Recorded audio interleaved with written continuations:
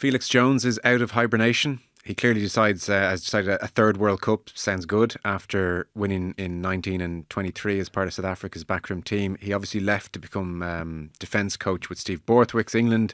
That did not go well, and he was working out notice until December. And clearly, Rassie has picked up the phone, so he'll go back in alongside the likes of Tony Brown and Jerry Flannery.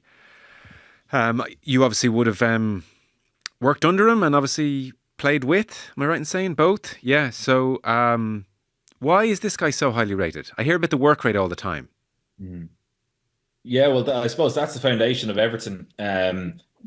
Felix probably was the most impactful person on my career. Actually, probably isn't needed in that sentence. I came down from Leinster to Munster, and it was so green. I had so much to learn, and Felix had gone down that same path, a few years previously. And I just remember over the first year really getting the grasp of how respected Felix was amongst the playing group and the coaching staff.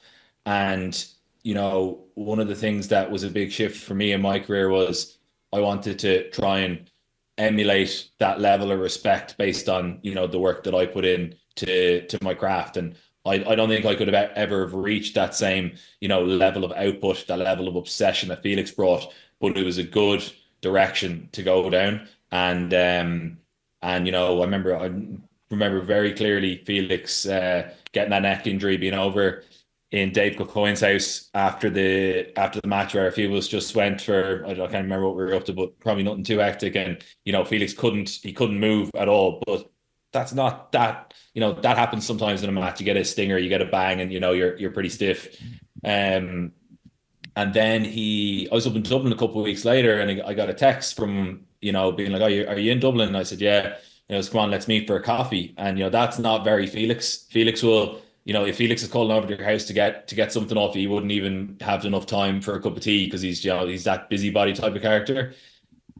So met him in a spot in Donnybrook, and he told me that the consultant had said, "Listen, it's too reckless for you to continue on." And I shed a tear. I was so gutted that someone who was a great friend of mine now after a few years, but someone who I looked up to so much, wasn't going to be in the dressing room anymore as a player. And then, it was a huge blow for Munster, but within a few months he was back in the building helping out in an informal way. And again, can't remember exact timelines, but within 12 months certainly he was part of the coaching staff.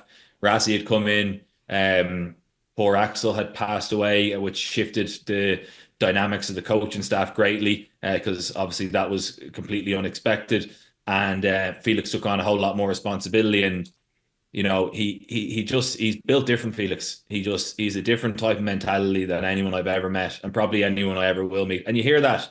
That's not me bigging him up. That's pretty much consistent across everyone's opinion of him. And he didn't get what he deserved out of his playing career.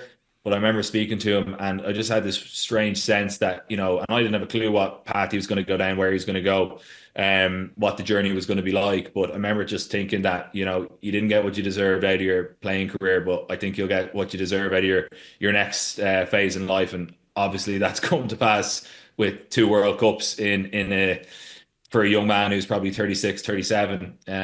Felix is very clever. Felix is very, very clever. He's tactical. He was blessed, obviously, that he was, at the timings were such that Rassie was, came to Munster in the first place. That's been a huge part of Felix's career. And he's him and Jerry Flannery are thick as thieves, and I'm sure it was too good an opportunity to turn down to go back. And it's often, when you're in an environment, it's really good, but you don't quite realize how incredible it is until you leave it.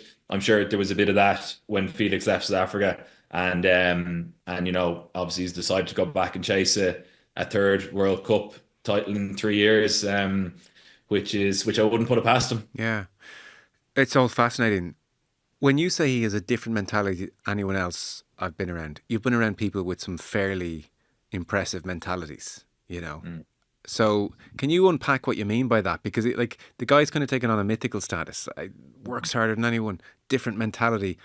So how would you characterize his mentality specifically? I would say, and like there's it's at all costs. That was how he played the game. He did not think about his body. He did like it, and of course, most professional athletes who get to an international level or really good provincial players, most of us have that in us, but we're not 100% that. That's different. And the way that kind of speaks to how he goes about everything in his life. He's 100 miles an hour constantly. Right. Oftentimes I'd speak to him in the evenings back in the day, and we'd be trying to meet up. I'd try to get him to come down. We used to go to Castroy Park for a recovery session, and it'd be 9 o'clock. We go down late when it was nice and quiet, and he wouldn't have eaten dinner because he'd be so busy knocking around doing jobs. He'd say, "Oh, I'm sorry, I forgot to eat. So I got to go and eat." That's kind of what he's like. What jobs, like, is he out building a shed? What's he doing? Oh, he'd be pals with all these like local characters around Limerick and Clare. He'd be going out. That sounds a bit nefarious. I mean, what are you saying No, here? no, I swear his best pal is a guy called Morris from Limerick, and they're thick as thieves. But that's just who he was. And even I was helping him out a bit with some of those World Rugby changes that have come in with the high ball. And so that was going back a few months, and he kind of coaxes me into come over to the house for a pizza. And we'll spend about 30, 40 minutes on it. I just want to get your opinion on things. One, as I was on the way over, he said, "You got to pick up pizza yourself. I don't have any pizzas here. I haven't had time to get them." So I said, "Grand."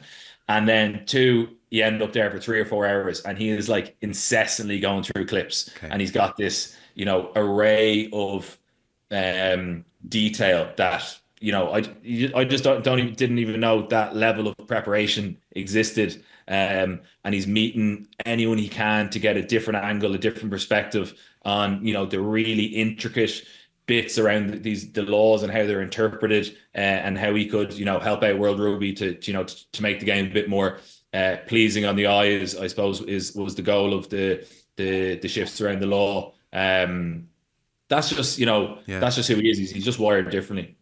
amazing. Man of mystery as well. Just going around Limerick doing jobs. I'm doing jobs. Yeah. I'm not telling you what they are. If he ever grants you an interview, ask him what those jobs I are. will. I will. Chance to be a fine thing. Yeah, yeah, yeah. Geez, non-stop interviews. Yeah, yeah.